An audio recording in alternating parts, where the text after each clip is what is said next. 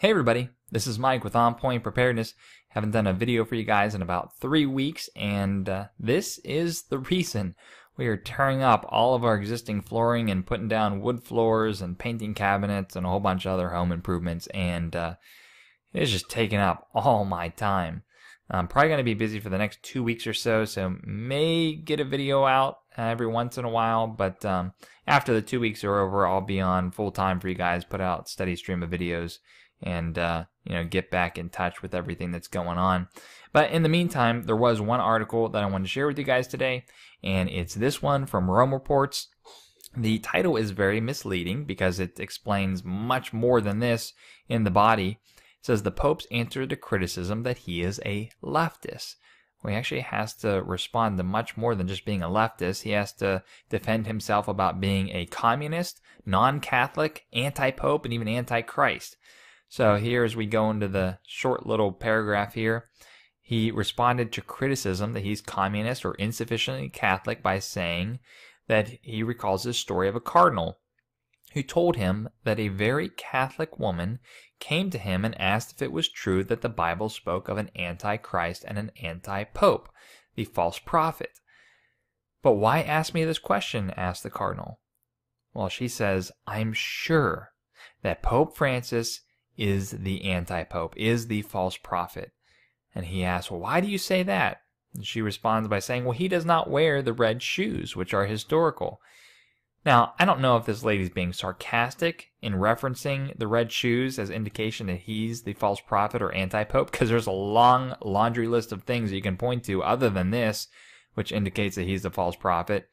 But the interesting thing about this is that a private conversation between a cardinal and this Catholic lady had meandered its way all the way to the lips of Pope Francis in defending himself about claims that he was an anti-Pope, anti-Christ, or communist.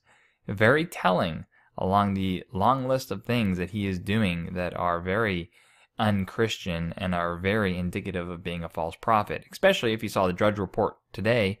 He actually had a historic meeting with one of the lead imams of Islam. Have to cover that in another video because that is very historic. But what I wanted to focus on today for you guys is this: the papal red shoes. This is something that you guys may not have been aware about. And there's some occult symbolism here that I wanted to share with you guys. So, red shoes, what are they? Well, historically, all throughout the papacies, the Pope has worn bright red shoes. The devil wears Prada, I guess. The Pope at the time would wear these red shoes to special ceremonies. He even had his own pair of red slippers that he would wear within the confines of the Vatican itself. But red shoes, whenever you think about them, bring images of another occult movie. And that is The Wizard of Oz, Dorothy and her ruby red slippers. So if you remember, these weren't originally red slippers, they were silver slippers, which were indicative or symbolized silver coinage, which were used to break free from the gold standard in fiat currency. But when MGM took this movie on, they distinctly made the shoes red ruby slippers. And they said it was because they wanted to showcase their new color technology advancements. But red shoes has a much deeper meaning than that, especially when you see ruby red slippers here in this occult movie of The Wizard of Oz, and also they are essentially ruby red slippers for the papacy. Now, if you look into Google about ruby red slipper symbolism and everything like that, you're going to get a whole host of things that are just going to drive you crazy. There's not a lot of concrete evidence about the symbolism of red shoes, with the exception of this article from Hilary Davidson, Sex and Sin, the Magic of Red Shoes. I found this to be a very enlightening article, and it goes into the symbolism of the shoes, specifically the parts I want to point out for you guys here right off the bat from the second page. Red shoes convey concepts of sexuality, mobility, magic, and gender. And they even go into the fact that the highest ranks of the Catholic Church wear red vestments, but it's also the color of red light districts, scarlet women, and the devil.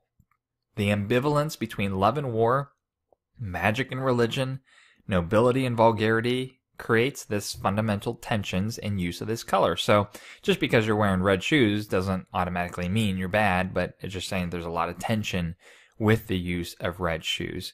It goes on and on with the use of red shoes throughout history, but for you guys and me to understand the most important symbolism of red shoes, it's the fact that they convey power and nobility. And this was something that distinguished the popes from all others. Again, not being humble or Christ-like, being very extravagant and unique.